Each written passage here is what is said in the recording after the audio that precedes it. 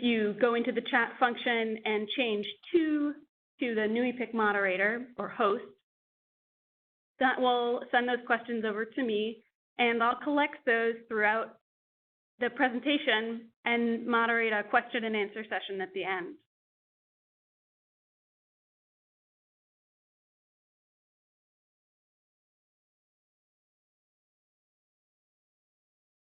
I also want to mention that the viewpoints expressed here do not necessarily represent those of NUIPIC, nor does mention of trade names, commercial products, or causes constitute endorsement or recommendation for use.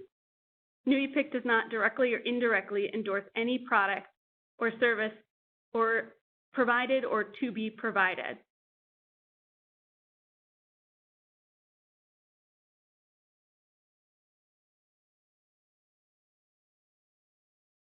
It's my pleasure to introduce today's speaker, Dr. Ljiljana Rajic. She is the Chief Science Officer at Pioneer Valley Coral and Natural Science Institute and a co-founder and Chief Technology Officer at Elateq LLC.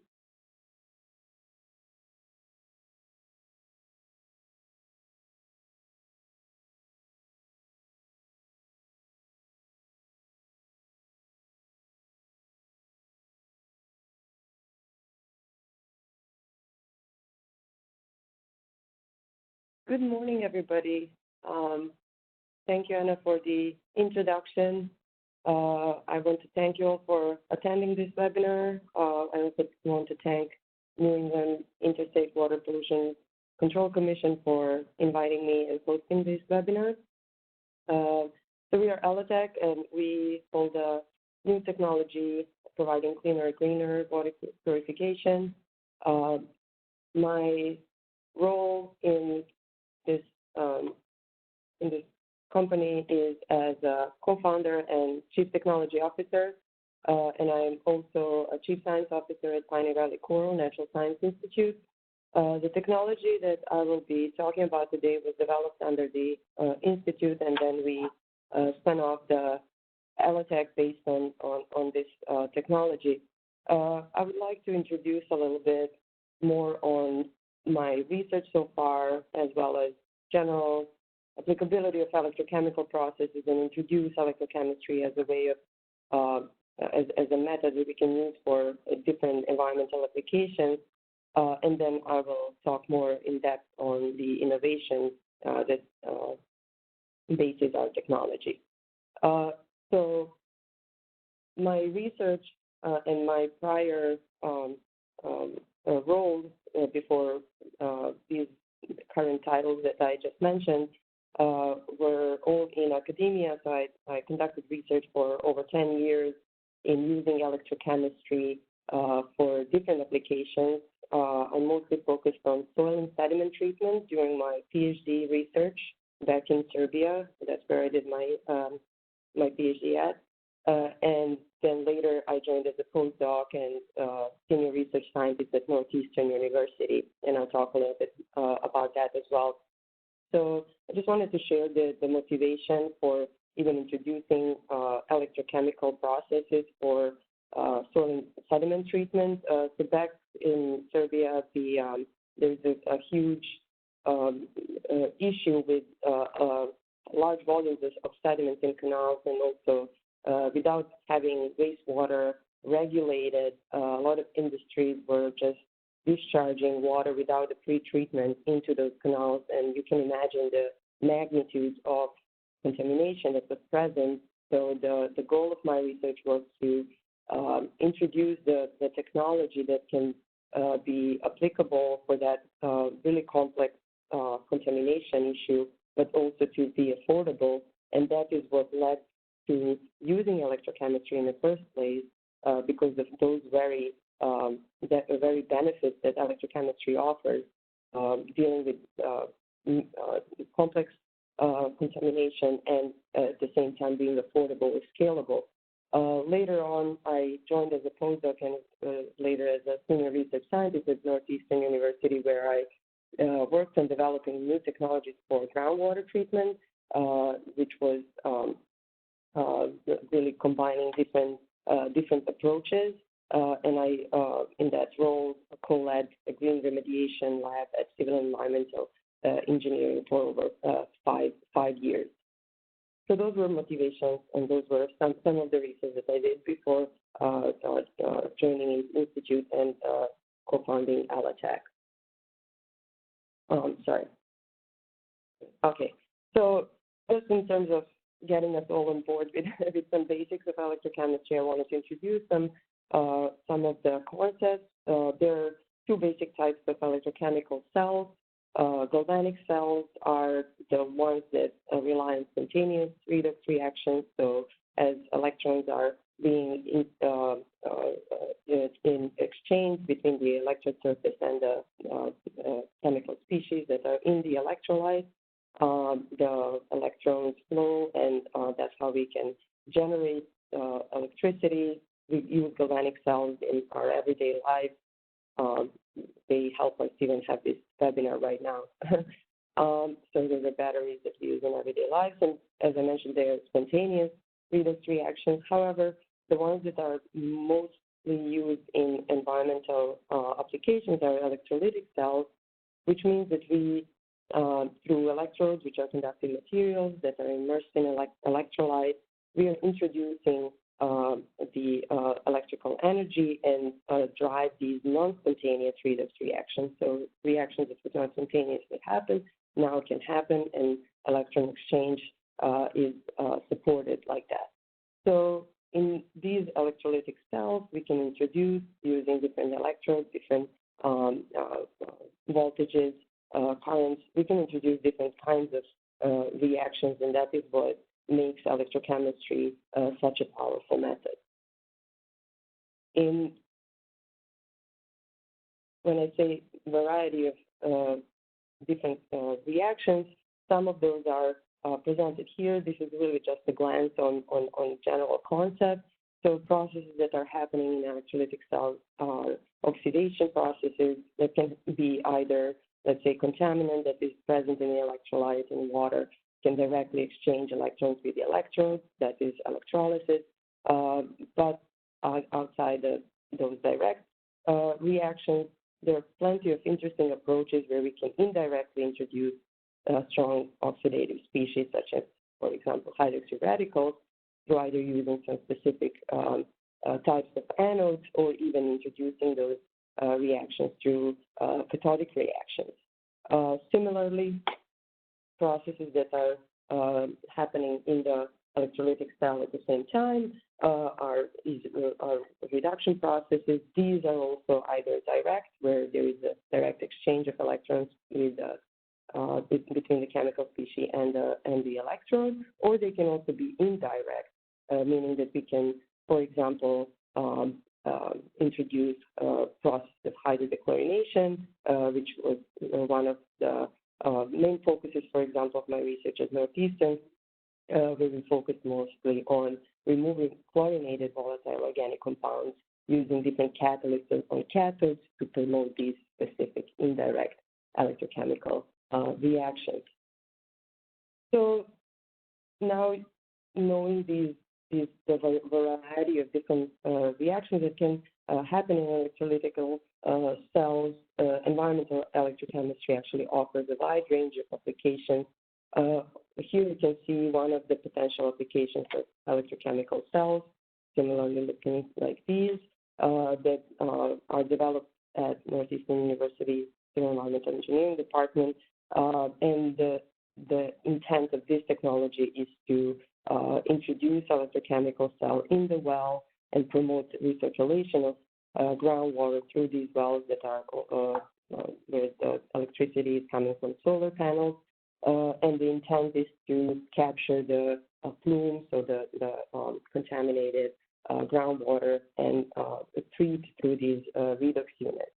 The other approach that electrochemical cells can be introduced for the same purpose is to basically provide in situ electrodes, meaning that they're introduced into the ground, and they're providing basically permeable reactive barrier, where as the contaminated plume flows through the barrier, electrodes are introducing in situ either oxidation or reduction processes, and in that way, contaminants can be removed. The other application is soil treatment, where electricity, as it's introduced in the soil, can induce a variety of different processes for removing of either heavy metals. Some applications are also for removing of organic pollutants, for example, supporting bioremediation as well, and so on. And these applications are often used to prevent contamination entering the groundwater. Some also applications can be, excuse me, some applications are also related to introducing coagulation through the process called electrocoagulation, where coagulants, either iron or aluminum, are introduced through using aluminum or iron and or iron electrodes, where the coagulant is introduced into the water slowly by corrosion of the anode. So these processes, comparing to conventional coagulation, are much more easily manipulated and controlled, because the corrosion depends on how much electricity and how much current is put into the system. The advantages of generally introducing electrochemistry in these different applications is that there is no addition of chemicals. So all the processes are primarily focused and controlled through electrochemical reactions. So reactions between solution and the electrodes, different electrodes that can be used. And these processes can be used, as I introduced earlier, for different media, but also for different contaminants, ranging from heavy metals to organics. Automatic control of reactions, because everything is dependent on solely introducing the current, is a big advantage of electrochemical processes, and it also provides potential for automatic maintenance of the system. These systems are usually scalable, and one big advantage is also applicability of renewable power sources to run these entire processes. Of course, there are certain cons into this in these technologies. One, I can say the main one would be that competitive reactions between different, especially when we talk about mixtures of contaminants, competitive reactions on the electrode can minimize the efficiency for certain target pollutants that we are focusing on removing. Some of the higher performance applications are usually relying on costly electrodes. There is also sludge production if we talk about electrocoagulation, which can be a big issue, and some issues related, especially when we talk about groundwater treatment, are related to low conductivity water, treatment of low conductivity water. So our technology is a patent-pending technology that is removing heavy metals, pathogens, and toxic chemicals within a single unit, and it only, as other electrochemical processes, relying solely on low level electricity, meaning that we are not adding any chemicals into the system. This system is intended as a flow-through system. It contains only inert electrodes and carbon within the treatment. So the innovation behind this technology is that in a way in which we introduce the electrodes and apply electric field ensures that we can overcome that issue of competitive reactions. So the system itself has multiple reaction zones within the carbon that we are using, and the carbon that's used in the system is modified by our processes also electrochemically. So in this way, we enhance the properties of carbon to be used in electrochemical system by increasing its conductivity, and we are promoting multiple reactive sites within the system. So without revealing the secret sauce of our technology, but introducing the benefits of it. Here you can see the main components of our system. These inner electrodes, they are low-cost electrodes that we are using are placed in a certain way to introduce wireless electrode, which is in our case activated carbon, and also support chlorine production.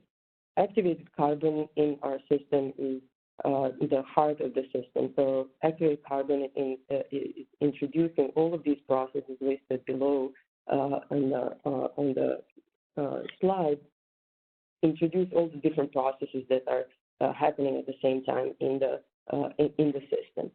We can, by using electrical devices connected to our system, we are capable of automatically maintaining these inert electrodes as well as increase the longevity of activated carbon and improve its performance. So what this approach, that innovative electrical field application and innovative way of placing the electrodes using proprietary carbon is helping us overcome these competitive reactions are limited. We use cost-effective electrodes in our system. There is no sludge production, and this system operates under even water that is low conductivity. So here I'll give some glance at the results at the lab scale, and later on introduce pilot scale testing sites that we have in place at this moment, and what are the objectives of those pilot scale tests. So this is the lab scale system. It's a flow-through system, as I mentioned before. It relies on the application of constant voltage through the unit. Comparing to removal of, for example, copper, zinc, and lead in the mixture in some of the synthetic solutions that we made and ran all the lab scale tests. Comparison between conventional electrochemical treatment, you can envision that one as the electrolytic cell that I presented at the beginning. That would be a conventional electrochemical treatment. Sorption by granular activated carbon. Advanced electrochemical treatment here means treatments that are also introducing and coupling electrochemistry with use of carbon, and this is our technology with innovative approach. So you can see the enhanced performance for all the metals tested. They're all in the mixture as tested in this particular case. Here we tested the removal of some model compounds using dyes, and similarly to removal of mixture of metals presented before, comparing same treatments as I mentioned before. Our technology, again, introduces much higher performance and removal of all dyes. These are tested individually, not in the mixture. Here we compared the effectiveness of the technology between removing individual contaminants, which are copper, lead, and methylene blue in this case, and as co-contaminants appearing together. And you can see that the differences in removal are negligible. After lab scale, the big step is going to the pilot scale testing as a way to commercialize this technology and build a product that can deliver high performance. So in current setups, we have 2 pilot scale test sites, and one which is that center at UMass Amherst. I would like to take a moment just to introduce this Water and Energy Technology Center at UMass Amherst, just to recognize the need and great opportunities we have to be there, the need for facilities like this to help test technologies that are on the way to commercialization. The UMass pilot plant is located adjacent to Amherst wastewater treatment plant and provides opportunity for UMass or non-UMass researchers to scale up their water treatment technology and provides also not just a space for and use of different types of water for that testing, but also some basic lab equipment is available and resources of great experience by Patrick Pitbull and Professor Dave Rakow that are in charge of the center.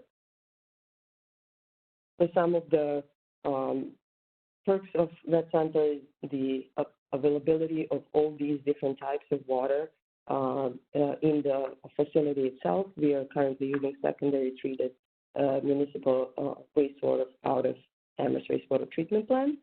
The other, since we are located at a laboratory at Institute of Applied Life Sciences at UMass, we are also having a great support and resources available for testing using the equipment here at the Institute, and also facilities for 3D printing where we can really optimize and improve our technology by using these different resources available. So this is the pilot test setup that we have placed in Red Center. It runs at around 500 gallons a day, so it's still a smaller scale. There are 2 reactors set up using secondary wastewater. We are currently running this setup since end of July. So the data, we are still evaluating the data and optimizing the system, so I'm not sharing any specific data at this point, but introducing the steps that we are at this moment with the technology. So we optimize the protocol for automatic maintenance of our systems and maintaining the electrode surface cleaning method. We are currently also optimizing the design by using the lessons learned from the pilot so far, as well as 3D printing facility here at Isle, to further optimize the ease of assembly of the units themselves. But we are also introducing the protocols for increasing the longevity of activated carbon. So especially in the current setup and the water that we are using, the wastewater doesn't have high or elevated concentrations of heavy metals. So this won't be the case in this particular application, but in general, heavy metals in our system would become contained within the unit. So we are anticipating on including the protocol of how we can regenerate the carbon and increase its effectiveness as we move forward with the optimization. That's one of the main goals of the pilot itself. So far, we tested for some of the for a wide range of metals, but luckily there are none in the secondary wastewater that we are using at the moment. And we are also testing for free chlorine, and we are testing for some. We started testing for nutrient removal. We are also testing some of the general water quality parameters such as pH, conductivity, and so on. On the secondary location, we are having the system set up for higher flow rate. We're using 3 reactors of similar size, same size, where the main goal, aside from optimizing them and introducing and implementing that maintenance protocol that we developed at that center, we are also focusing on not just optimizing the treatment unit itself, but also the system itself to address the challenges of fluctuations in flow, especially talking about municipal wastewater treatment plant. That is something that we are in the process of defining and testing. So the main benefits of our technology based on the lab scale test and some of the preliminary data we have from pilot scale tests is that the ability to remove organic metals and pathogens or production of disinfectant chemicals. Salts we can also remove in certain optimization of the system. We can introduce capacity deionization, which is the process of removing salts from the even brackish water. That so we have proof of concept research done on that particular application as well. And in terms of the scale, the range of contaminants that we can remove, reverse osmosis is technology that we are comparing our solution to. And in terms of benefits, some of the main perks of our solution are easy maintenance, which, as I mentioned, automatic maintenance on during the operation itself, as well as putting in place protocol for carbon regeneration is one of the main benefits of our technology in terms of maintenance and cutting the cost and manual labor for maintaining the system. It's cost effective in terms of both capital and capital investments and as well as operation. For example, cost of electrodes that we are using in our system are $80 per square meter, and some electrodes that are used currently can go up to $30,000 and more per square meter. So just to give you the sense of the cost value. It's applicable off grid, which ties to really low energy use of our technology. It uses less than 10 watt-hours per meter cube, comparing to, for example, reverse osmosis that uses around 2 kilowatts per meter cube.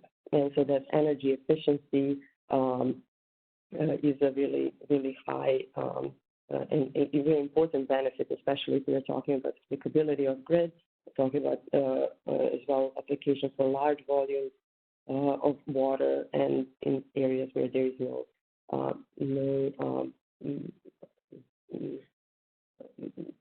where off-grid is the only option. So because of that, our proposed application for this technology is as advanced municipal, but also industrial wastewater treatment. We are both looking into reuse as well as meeting regulations for discharge. Some aside from municipal, we are looking more closely into implementing this technology for treating metal plating, wastewater out of metal plating industry, and we have other markets as well in mind. And with that, I would really like to thank you for your attention. And we are Elateq, so we have this great technology that can really offer cost-effective, cleaner water purification. And I would love to open a discussion now and hear your thoughts about the technology, and also if you have any experiences with wastewater treatment for reuse, any insights on that side, I would love to hear more about that. So thank you very much again, and I'll take any questions you might have.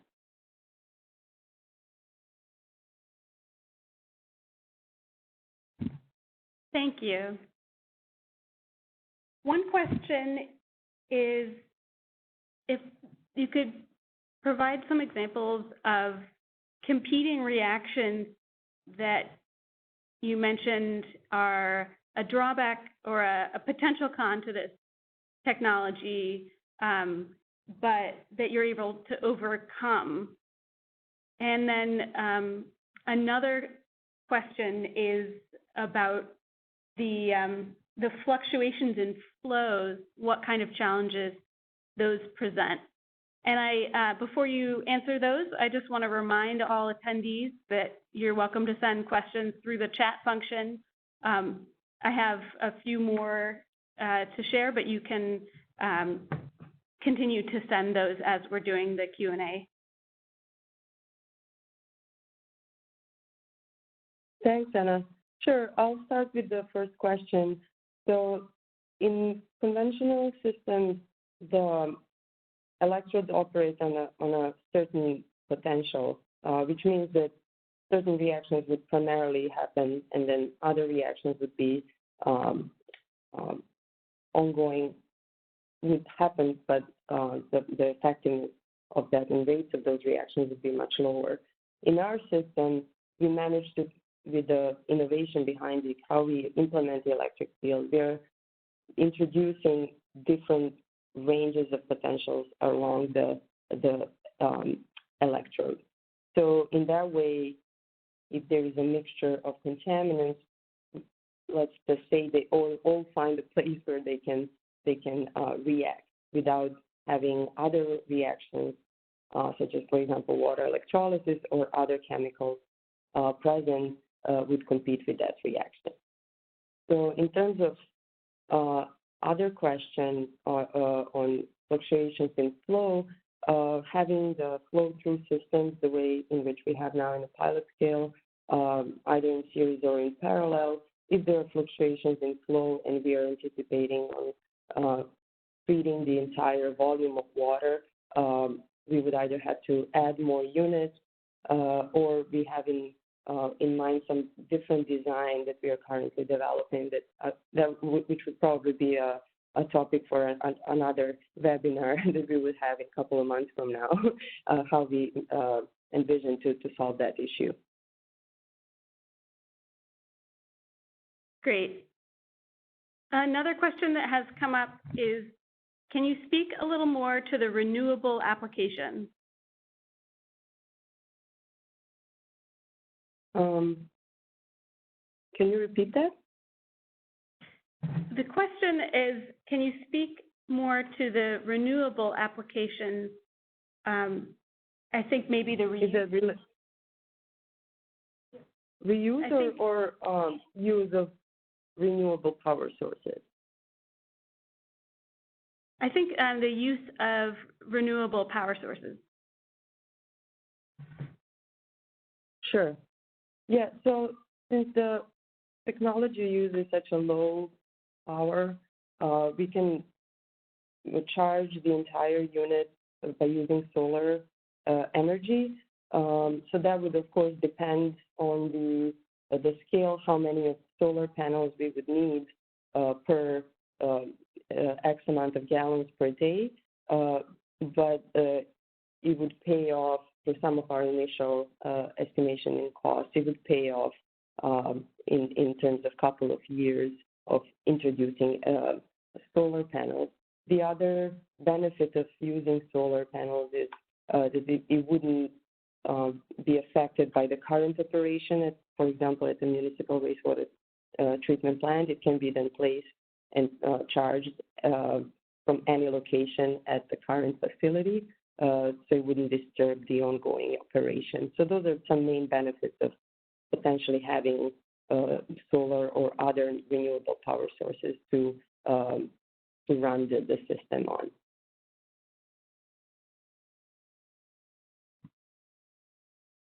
I hope that answered the question. I think it did. Mm-hmm. I'll put out one more call to attendees to see if there are additional questions.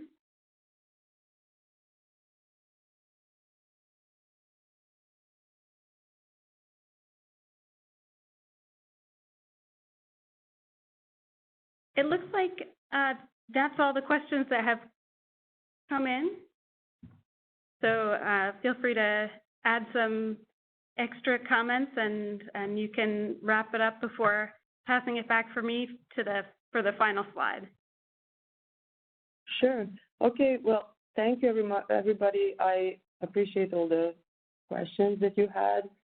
If anybody has any other comments or any, as I mentioned, experiences, especially in terms of water reuse, that can benefit us in providing this technology for the environment and water conservation in general as our goal. Yeah, feel free to email me if you are not capable of sharing that right now. And even if you have any other questions that comes up later, feel free to contact us. We are also looking into implementing our pilot test setups at different municipal industrial wastewater treatment plants. So if anybody is interested in potentially doing that, we are more than happy to facilitate. And I would also like to, for those who are in Boston area, tomorrow there is a event hosted by Newin on diversity in water sector. And if you would like to attend, you can find the information on this event on Newin website. It's tomorrow, starting at 5 and lasts till, I think, 8 p.m. So with that, yeah, thank you very much all for joining, and I hope there will be some further conversation coming out of this webinar. Thanks.